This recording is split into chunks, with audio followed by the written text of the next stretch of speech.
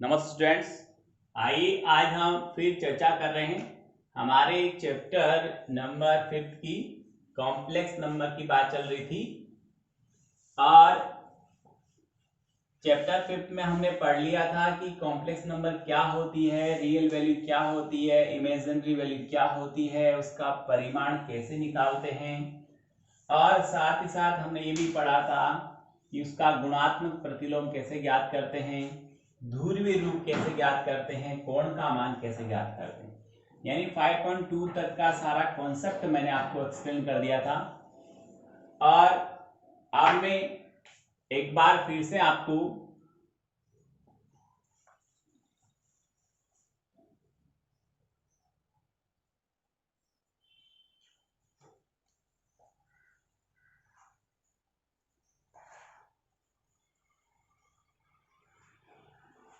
Chapter number 5 अपना, और एक बार फिर से मैं जो पोलर फॉर्म है उसकी बात करूंगा। पोलर फॉर्म एक बार फिर से मैं आपको एक्सप्लेन करूंगा।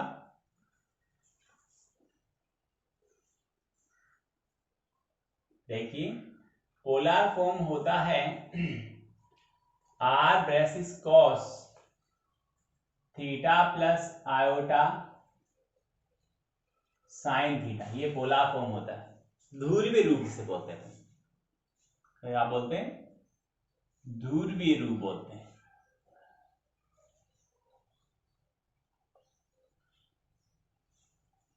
और ध्रुवीय रूप में हमें देखना होता है कि पहले आर आर उसका मैग्नीट्यूड, परिमाण, A square plus B square under root जिसे अपन कहते हैं। ए होती है रियल वैल्यू, बी होती है इमेजिनरी वैल्यू, और वास्तविक संख्या और काल्पनिक संख्या के वर्ग के योग का वर्गमूल ही उस दी गई समिश्र संख्या का परिमाण होता है, आर होता है, मैग्नीट्यूड होता है। किसी भी दी गई कॉम्प्लेक्स नंबर के रियल पार्ट को आर कोस थीटा से कंपेयर करें और इमेजिनरी पार्ट को आयोटा आर साइन थीटा से कंपेयर करें, तो वहां से अपने को थीटा की वैल्यू प्राप्त हो जाती है। किस तरह से होती है, एक फिर से डाउट लेता हूं आपको मैं, और अपनी बुक का ही डाउट है। 15.2 की मैं बात कर लेता हूं। तो 15.2 में हमारे पास डाउट नंबर, सपोज करो मैं ले लेता हूं, 5th ले लेता हूं। 5th है हमारे पास में z equal -1 minus iota, z equal -1 और माइनस आयोटा। यहां इसकी कंपेयर करें हम इस पोलर फॉर्म से, तो r cos थीटा हमेशा वास्तविक संख्या के बराबर होता है, और r sin थीटा यानी आयोटा r sin थीटा बोल दो या r sin थीटा बोल दो, वो इक्वल टू b, काल्पनिक संख्या के बराबर होती है। b है माइनस का 1। आयोटा का गुणांक b होता है, और विदाउट आयोटा वाला जो पद होता है वो a होता है। वो वास्तविक वैल्यू होती है और ये काल्पनिक वैल्यू होती है जो आयोटा की गुणा में होती है। नेक्स्ट आगे बढ़ते हैं हम। तो यहाँ हम वैल्यू पता करें तो पहले हमें r ज्ञात करना होता है। यहाँ जो संख्या दी गई है उसके अनुसार r, इसका परिमाण निकालें तो -1 का होल स्क्वायर प्लस अगेन -1 का होल स्क्वायर का अंडर रूट, तो इसका रिजल्ट आ गया √2। कितना आया? √2 इसका मान आ गया। यहां हम r का वैल्यू रखें तो वो √2 रहेगा, और वो है √2 is equal √2 cos theta is equal -1, cos theta is equal -1/√2, and इसी तरह इसको मैं सोल्व करता हूं। इसका वैल्यू √2 हो गया, √2 sin theta is equal -1 and sin theta is equal -1/√2। Okay, दोनों में से सेम है पर दोनों नेगेटिव है, तो दोनों ऋणात्मक तीसरे क्वाड्रेंट में रहते हैं। साइन और कोस बोथ दोनों नेगेटिव थर्ड क्वाड्रेंट में होते हैं। थर्ड क्वाड्रेंट में यदि आना है हमें तो पाई प्लस एंगल लेना पड़ेगा। तो यहाँ पर जो थीटा की वैल्यू है डायरेक्टली आप चाहो तो मैं लिख दूं, और वैसे एक्सप्लेन करनी तो वैसे बता दूं पूरा डिस्क्राइब करके।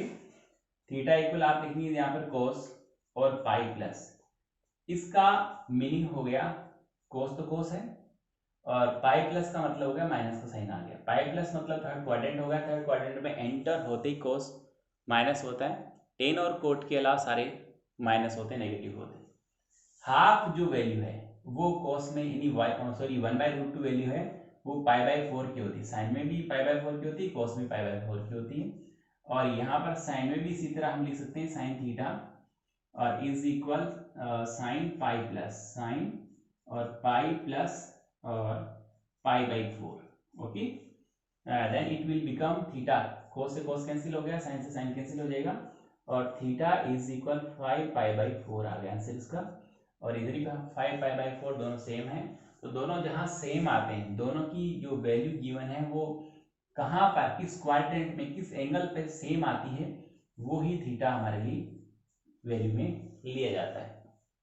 अब करना क्या, आर हम निकाल चुके हैं, √2 आ गए, थीटा हम निकाल चुके हैं, 5π/4 आ गया, उसको आर की वैल्यू यहाँ रखनी, थीटा की वैल्यू यहाँ रखनी और इसे हमारा फाइनल आंसर प्राप्त हो चुका है।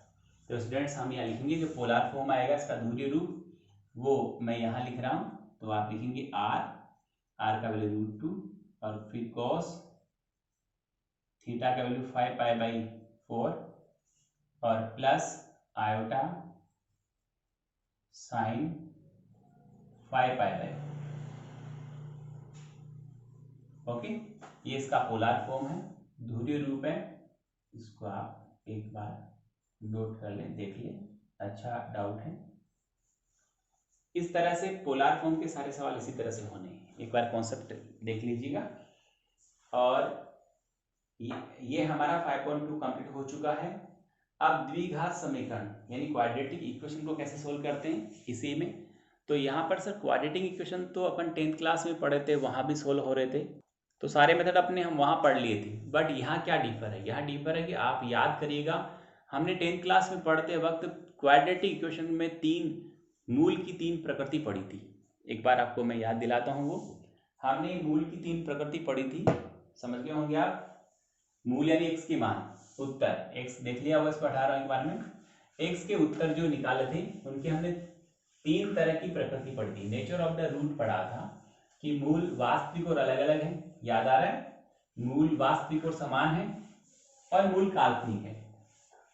हम वास्तविक और अलग अलग थे तो उनको ज्ञात किया था, वास्तविक और समान थे तो उनको ज्ञात किया था, पर पर काल्पनिक थे तब हमने उनको ज्ञात नहीं किया था। क्या रीजन रहा कि हमने ऐसा किया, ये रीजन इसलिए ये रहा कि जब मूल काल्पनिक हैं तो हमें 10th क्लास तक काल्पनिक नंबर के बारे में जानकारी नहीं थी, परिचय नहीं था, पढ़ाया नहीं गया था, हमें उसका नॉलेज नहीं था, तो 10th क्लास तक काल्पनिक नंबर की बात नहीं की जाती है। कोई भी काल्पनिक आंसर आ रहा था उसको अपन ने वहां पर छोड़ दिया था, ज्ञात भी नहीं किया था, ऐसा ही करते हैं सब में।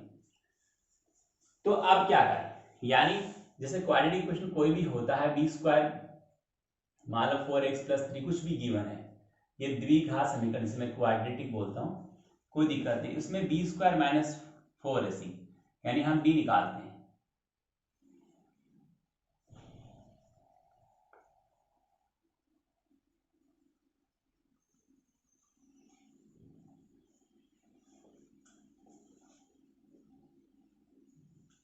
इसका जो डिस्क्रिमिनेंट होता है जो हम पता करें, से शॉर्ट में अपन डी भी लिखते हैं, तो शॉर्ट में अपनी बुक में डी लिखा, शॉर्ट में डी लिखने को दिक्कत नहीं है। तो जब हम डी ज्ञात करते हैं, डी ज्ञात करने सूत्र होता है b² - 4ac और d² - 4ac का वैल्यू हम पता करते हैं। यदि d बड़ा आया है 0 से तो हम कह देते हैं कि इसके जो रूट है, मूल मतलब रूट, मूल उत्तर x के उत्तर से मूल कहते हैं, रूट कहते हैं, रूट है वो रियल होंगे और डिस्टिंक्ट होंगे, मतलब इसका मतलब होता है भिन्न भिन्न होंगे, अलग अलग होंगे दोनों उत्तर, और इसका मतलब वास्तविक होंगे, ठीक है। रूट मतलब होता है मूल वास्तविक और अलग अलग होंगे। यदि डी का वैल्यू 0 के बराबर आया था तो हमने कहा था कि जो रूट हैं वो रियल होंगे और इक्वल होंगे, ओके। थर्ड में कहा था कि डी लेस देन 0, तो यहां पर हमने कहा था इमेजिनरी होंगे, काल्पनिक होंगे वो। तो काल्पनिक में हमने देखा था कि इनको हमने ज्ञात ही नहीं किया था। कब? जब 0 छोटा है, यानी डी का वैल्यू माइनस में आ गया। डी कौन है? बी स्क्वायर माइनस 4ac का वैल्यू मान लो -7 आ गया, तो हमने इसको ज्ञात नहीं किया था। सर क्यों नहीं किया था, उसका रीजन बताता हूं। हमारे पास फॉर्मूला था x is equal minus B plus minus B square minus 4ac का रूट अपॉन 2a। ओके, तो x is equal minus B, जो भी था कोई दिक्कत नहीं, प्लस माइनस जो भी था कोई दिक्कत नहीं, but B square minus 4ac का वैल्यू यदि माइनस में आ जाता है तो माइनस की संख्या का रूट नहीं ज्ञात कर सकते हम।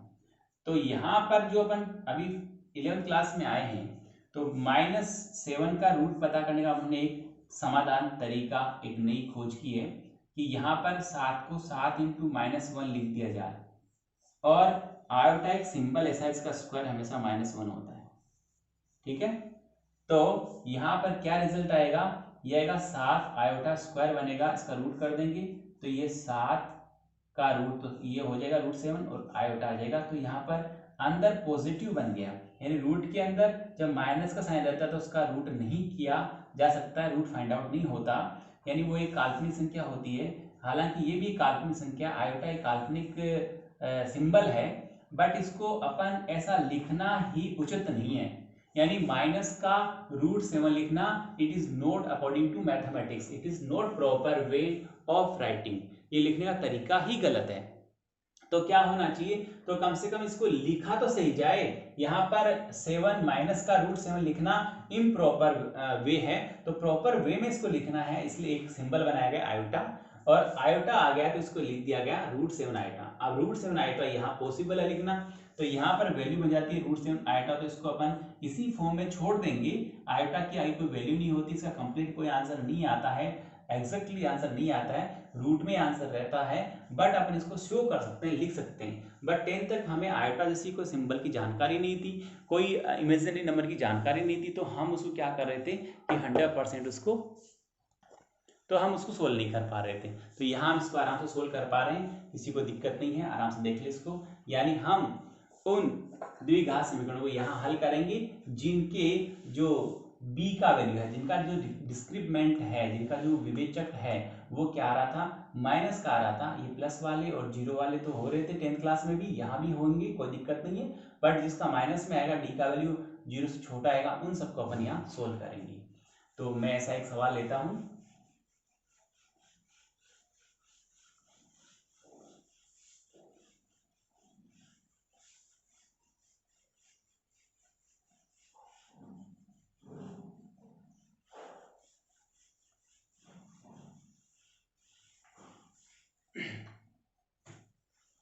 यहाँ पर 2 ले लिया, तो इसका मैं सबसे पहले इसको कंपेयर करते हैं ax² से, आराम से देखिए bx + c = 0 होता है। ये क्वाड्रेटिक इक्वेशन का फॉर्मेट है, इस तरह से लिखा था quadratic equation, ax² + bx + c से लिखा जाता है। तो यहाँ पर पहले d निकालते हैं, डिस्क्रिमिनेंट इसे बोलते हैं, और यहाँ पर होता है b² - 4ac, ये पता करते हैं। तो यहाँ पर b का वैल्यू 2 है, 2 का स्क्वायर -4, a का वैल्यू 1 और c का वैल्यू 3 है, तो 4 - 12 = -8, समझ में आ गई। और यहाँ पर d हमारे पास आ गया -8। अब हम जब वैल्यू निकालना स्टार्ट करेंगे, किसकी वैल्यू, x कहाँ से निकालेंगे, तो फॉर्मूला -b होता है, प्लस माइनस होता है, x = -b है, प्लस माइनस b² - 4ac है, और का रूट है अपॉन 2a। ठीक है, और फिर इसमें जब हम वैल्यू पुट करते हैं, तो b का वैल्यू 2 था तो -2 आ गया, और b² - 4ac का वैल्यू -8 आया था, तो -8 को रूट में लिखना मैंने कहा इम्प्रॉपर है, तो आप क्या करोगे, 8 को 8 × -1 लिख दोगे, 8 पड़ा है, -1 को लिख दोगे आयोटा स्क्वायर, तो यहाँ पर 8 आयोटा स्क्वायर लिखना ही उचित होगा। -8 लिखना उचित नहीं होगा, और यहाँ पर 2a का वैल्यू 1 पड़ा है। इसे नेक्स्ट टाइम हम सोल्व करेंगे तो स्टूडेंट्स ये आएगा x इज इक्वल -2 और प्लस -8 का रूट होता है 2√2 और आयोटा का आयोटा हो स्क्वायर आयोटा हो गया, नीचे 2 पड़ा है, 2 कॉमन आ जाएगा दोनों में से तो -1 बचेगा और प्लस माइनस √2 आयोटा। ये हमारा फाइनल आंसर है। कोई दिक्कत है तो ये x की वैल्यू इस तरह से हम फाइंड आउट कर सकते हैं, और यानी जिसका जो डिस्क्रिमिनेंट है वो क्या आता है, नेगेटिव आता है, माइनस का आता है, उनको इस तरह से हम आयोटा के सिंबल से सोल्व करते हैं। ये मैंने एक एग्जांपल लिया है, एक डाउट और मैं अपनी बुक में से उठा के आपको बताता हूँ, फिर आगे आप उनको सोल्व करेंगे।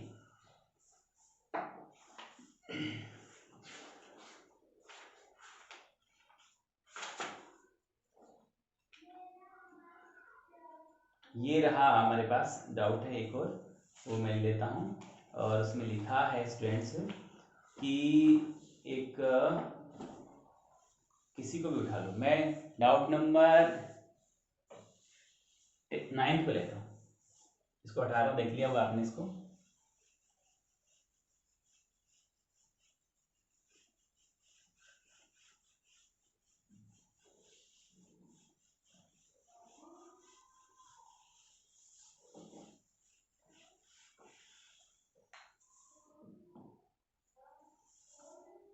ये 9th नंबर डाउट है, अपनी एक्सरसाइज है 5.2 का, सॉरी 5.3 का है।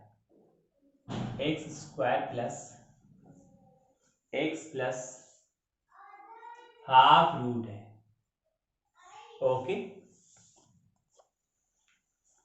ये हमारा डाउट है।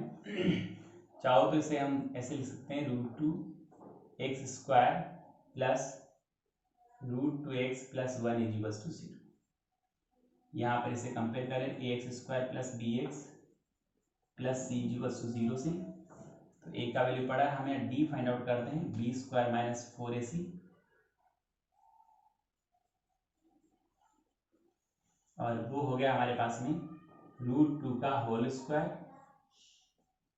और -4a और c, ये हो गया 4 और ये हो गया 4√2।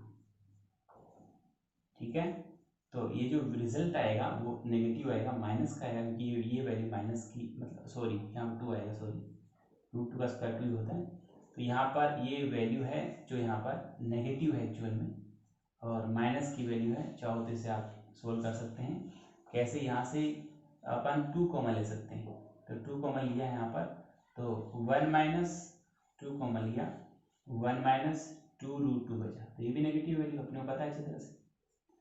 और इसको मैं ऐसा लिख दूँ, कहीं दिक्कत नहीं, कहीं रह नहीं, माइनस कॉमन ले लिया मैं, इसे 4√2 लिखता हूँ और -2 लिखता हूँ, कोई दिक्कत नहीं, नेगेटिव होगी वैल्यू। और अब ये अंदर वाली पॉजिटिव, इसका अपने पास इलाज है, इसको हम क्या करेंगे कि इसको हम लिख देंगे -4√2 -2, और इस माइनस को हटाकर यहाँ पर -1 लिख देंगे, और -1 को क्या लिखा जा सकता है पता है ना आपको, यहाँ आयोटा स्क्वायर लिख दूंगा मैं, ओके।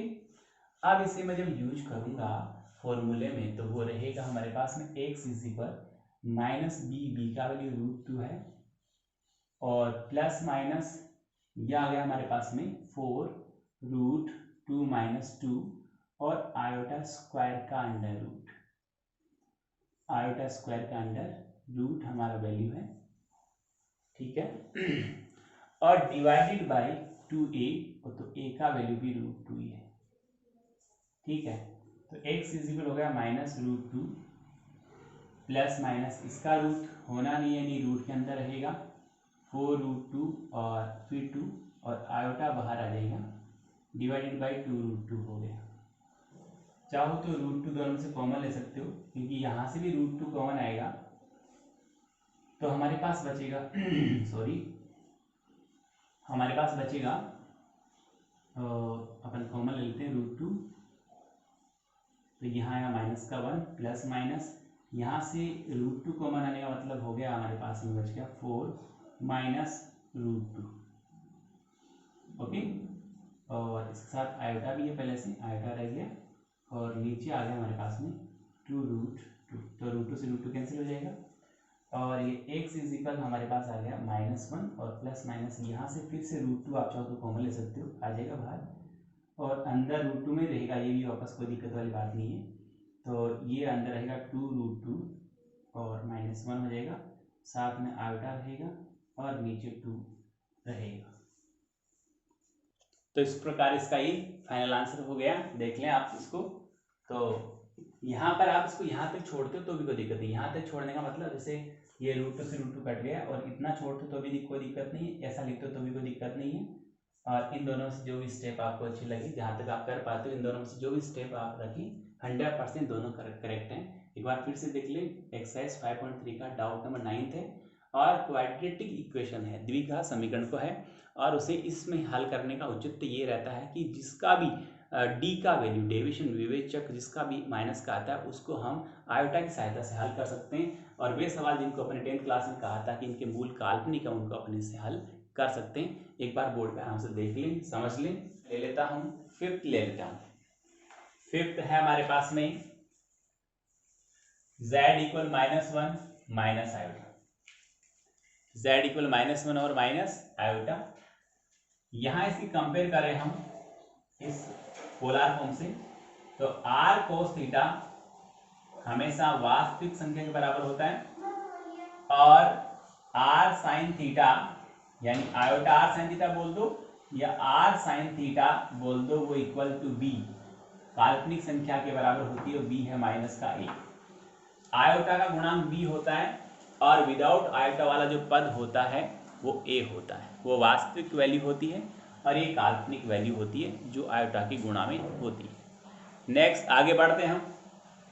तो यहाँ हम वैल्यू पता करें तो पहले हमें r ज्ञात करना होता है। यहाँ जो संख्या दी गई है उसके अनुसार r इसका परिमाण निकाले तो -1 का होल स्क्वायर प्लस अगेन -1 का होल स्क्वायर का अंडर रूट, तो इसका रिजल्ट आ गया √2। कितना आया? √2 इसका मान आ गया।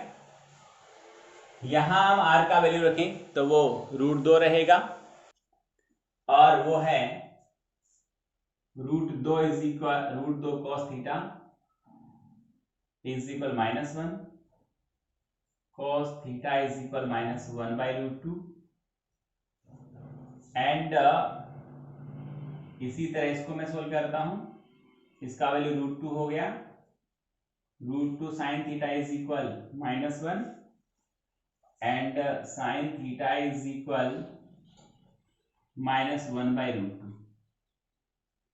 ओके, दोनों में से सेम है पर दोनों नेगेटिव है, तो दोनों ऋणात्मक तीसरे क्वाड्रेंट में रहते हैं। साइन और कोस बोथ दोनों नेगेटिव थर्ड क्वाड्रेंट में होते हैं। थर्ड क्वाड्रेंट में यदि आना है हमें तो पाई प्लस एंगल लेना पड़ेगा। तो यहाँ पर जो थीटा की वैल्यू है डायरेक्टली आप चाहो तो मैं लिख दूं और वैसे एक्सप्लेन करनी तो वैसे बता दूं पूरा डिस्क्राइब करके। थीटा इक्वल आप लिखेंगे यहाँ पर कोस और पाई प्लस, इसका मीनिंग हो गया कोस तो कोस है और पाई प्लस का मतलब हो गया माइनस का साइन आ गया। पाई प्लस मतलब थर्ड क्वाड्रेंट हो गया, थर्ड क्वाड्रेंट में एंटर होते ही कोस माइनस होता है। टेन और कोट के अलावा सारे माइनस होते हैं, नेगेटिव होते हैं। हाफ जो वैल्यू है वो कोस में यानी 1/√2 वैल्यू है वो π/4 की होती है। साइन में भी π/4 की होती है, कोस में π/4 की होती है। और यहाँ पर साइन में भी इसी तरह हम लिख सकते हैं साइन थीटा और is equal sine pi plus sine और पाई प्लस और π/4। Okay, then it will become theta, cos से कोस कैंसिल हो गया, साइन से साइन कैंसिल हो जाएगा और थीटा इज इक्वल 5π/4 आ गया आंसर इसका। और इधर भी 5π/4 दोनों सेम है, तो दोनों जहां सेम आते हैं, दोनों की जो वैल्यू गिवन है वो कहां पर किस क्वाड्रेंट में किस एंगल पे सेम आती है वो ही थीटा हमारे लिए वैल्यू में लिया जाता है। अब करना क्या, आर हम निकाल चुके हैं, √2 आ गए, थीटा हम निकाल चुके हैं, 5π/4 आ गया, उसको आर की वैल्यू यहां रखनी, थीटा की वैल्यू यहां रखनी और इसे हमारा फाइनल आंसर प्राप्त हो चुका है।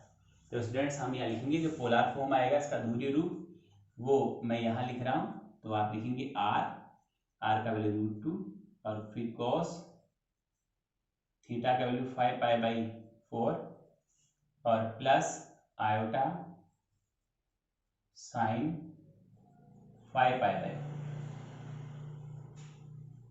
ओके, ये इसका पोलर फॉर्म है, ध्रुवीय रूप है। इसको आप एक बार नोट कर लें, देख लें, अच्छा डाउट है। इस तरह से पोलर फॉर्म के सारे सवाल इसी तरह से होने हैं, एक बार कॉन्सेप्ट देख लीजिएगा। और ये हमारा 5.2 कंप्लीट हो चुका है। अब द्विघात समीकरण यानी क्वाड्रेटिक इक्वेशन को उतारना है, इसे फेयर नोट में करना जरूरी है। जो भी डाउट मैं बोर्ड पे कराता हूँ 101%, चाहे एग्जाम्पल है, चाहे मैं मेरे मन से एग्जाम्पल लेता हूँ, चाहे बुक का एग्जाम्पल है, सवाल है तो करना ही करना है, उसमें कोई दिक्कत ही नहीं, दोहराई नहीं है। बट आप इसको आप इस तरह से सोल्व कर सकते हैं। एक बार मैं कल के वीडियो में भी बोला था, आज फिर से बोल रहा हूँ, जिस किसी भी स्टूडेंट्स को किसी भी तरह की दिक्कत है, आप बेझिझक मुझे कॉल कर सकते हैं और पूछ सकते हैं। बट आप यदि मान लो ये लिख के डाल दो कि रिपीट द कॉम्प्लेक्स नंबर, आप रिपीट द कॉम्प्लेक्स नंबर का मीनिंग क्या है? रिपीट करना मतलब दोबारा पढ़ाऊंगा, कोई बात नहीं, दोबारा पढ़ाने की जरूरत का, मैं उसी वीडियो को वापस डाल दूंगा। तो रिपीटेशन तो वही हुआ, पढ़ा रहा हूँ 2 बार, 5 बार डाल दूंगा। तो आप 5 बार मेरे द्वारा वीडियो डालने की बजाय आप उसी वीडियो को 5 बार देखें। एक बार समझ में कम आएगा, कुछ नए टॉपिक्स हैं, कुछ नई वैल्यूज हैं, कुछ नई प्रॉपर्टीज हैं जो आपने 10th तक नहीं पढ़ी है। मैं सारे सब्जेक्ट की बात करता हूँ, फिजिक्स, केमिस्ट्री, मैथ, तीनों की बात करता हूँ। तीनों में कुछ ऐसे टॉपिक्स हैं जो आपके 10th में रिलेटेड नहीं थे, न्यू हैं। तो न्यू कमर जितने भी टॉपिक हैं उनको आप पढ़ने के लिए उस वीडियो कम से कम 3 से 4 बार देखें, आराम से देखें, 2 टुकड़ों में करके देखें, 2 पार्ट में देखें। ए पार्ट जितना मान लो, सपोज करो मैंने 30 मिनट के वीडियो में 2 टॉपिक पढ़ाएं, तो एक टॉपिक को देखो, फिर उसी को वापस रिपीट करो, कम से 2, 3, 4, 5 बार आप उसको देखो, समझो। फिर भी कोई दिक्कत है तो आप मुझे कॉल करो, मैं आपको एक्सप्लेन करूँगा। साथ ही साथ जब भी आप फ्री हो तो ऐसे टॉपिक्स, ऐसे जो अपने चैप्टर जिनके कुछ न्यू टॉपिक्स हैं जो आपके 10th में रिलेटेड नहीं थे, थोड़ा उसको हार्ड लगते हैं, उनको आप जब भी फ्री हो उनको बार बार देखते रहें, रिपीट करते रहें। जरूरी नहीं आज पढ़ लिया, समझ में आ गया, छोड़ दिया, ऐसा भी नहीं करना है। आगे 5 दिन, 7 दिन, 10 दिन के बाद रिपीट करते रहें, उनको देखते रहें, तो आपकी वो मेमोरीज में बने रहेंगी। और आपका ये मैं आपको बताना चाहूँगा कि डाउट सॉरी, अपना टेस्ट होगा अक्टूबर मंथ का, जिसकी डेट आपको 26 से 28 दे दी है। और उसका सिलेबस भी आपको मैं बता दूं, जो फर्स्ट टेस्ट के बाद जो मैंने पढ़ाया, चाहे 1 चैप्टर पढ़ाया चाहे 2 पढ़ाया, फर्स्ट टेस्ट के बाद जितना मैंने पढ़ाया वो सारा आपके इस में आएगा। यानी सितंबर में टेस्ट हुआ था उसमें जो आ गया वो नहीं आएगा, उसके आगे वाला सारा इस टेस्ट में आएगा। आपकी इस बार ये रहेगा कि आपको लास्ट टाइम चांस दिया गया था एक, क्योंकि वो फर्स्ट ट्रायल था, आपको ये कहा गया था कि आप अपना जो कॉपी सबमिट नहीं हुई है, किसी किसी तरह की दिक्कत आई है, तो आपसे लास्ट बाद में व्हाट्सएप के द्वारा, व्हाट्सएप के थ्रू कॉपी सबमिट करवाई थी। वो ऑप्शन इस बार बिल्कुल नहीं रहेगा। यदि आप 1 सेकंड से 1 मिनट से भी यदि रह जाते हैं कॉपी सबमिट करने से, तो as a according to rule of test आप उसमें सबमिट नहीं कर पाएंगे। इसलिए आप सारी, लास्ट टाइम आपको एक बार चांस दे दिया, आपकी सबमिट नहीं हुई तो उसको सबमिट भी करा दिया, आपको चेक भी करा दिया, आपसे 2 बार बात भी कर लिया, आपकी सारी समस्याओं का समाधान कर दिया। बट वो एक्सपेरिमेंट एक बार हो चुका है, इसलिए आपको मेंटली, फिजिकली 100% प्रिपेयर रहना है कि इस टाइम पीरियड में मेरा पेपर होगा, इस टाइम पीरियड में सबमिट हो जाएगा। उसके लिए आप अपनी पूरी व्यवस्था रखें, साथ साथ अपने पेरेंट्स को भी साथ में बैठा के रखें, जिससे क्या होगा कि आपको कोई भी दिक्कत आएगी तो आपको सपोर्ट मिलेगा, संबल मिलेगा और आप उस काम को अच्छी तरह से कर पाएंगे। तो आपको मैं एक तो ये कहना चाहूँगा कि टेस्ट की तैयारी करें। टेस्ट का सिलेबस पोर्शन मैंने आपको एक्सप्लेन कर दिया है, उसको आप देखें। और डेट अपनी 26 से 28 अक्टूबर तक डिसाइड है, उसके बिटवीन में होगा, तो 3 दिन चलेंगे, तो आप उसको भी उसी तरह से तैयार रखें, 100% तैयारी करें। होमवर्क की बात तो 100% फर्स्ट प्रायोरिटी आप होमवर्क को दें, पढ़ाई को दें, वीडियो को दें, और व्यूवर्स 101% आना चाहिए। एक जो बच्चे 3 या 4 दिन लगातार नहीं देखेंगे वो स्वतः ही अपने आप ही ऐप से हट जाएंगे, ये इसमें हमारा कोई रोल नहीं है। ऐप में सिस्टम ही ऐसा है, प्लस ऐप है वो अपने आप आपकी अटेंडेंस प्रेजेंट एब्सेंट करती है, उसका काम भी उसके द्वारा भी होता कल होगा।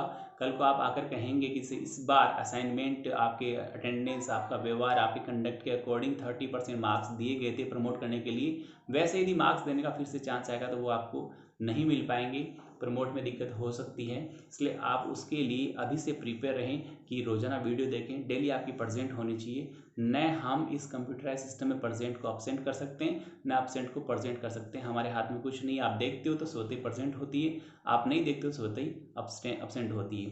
यदि किसी तरह की दिक्कत है तो स्कूल में आकर कॉन्टेक्ट करें, पर आप 3 से 4 दिन तक लगातार वीडियो नहीं देखेंगे तो स्वतः ही ऐप आपको रिमूव कर देगा। फिर आपको ऐड होने में वापस काफ़ी तकलीफ होगी, स्कूल आना पड़ेगा, फॉर्म फिलअप करना पड़ेगा, सारी फॉर्मेलिटीज़ करनी पड़ेगी। तो इसलिए मैं आपसे पहले ही कह रहा हूँ कि डेली वीडियो देखें, पढ़ाई करें, मेहनत करें और होमवर्क जरूर करें। बहुत बहुत धन्यवाद। Thank you student.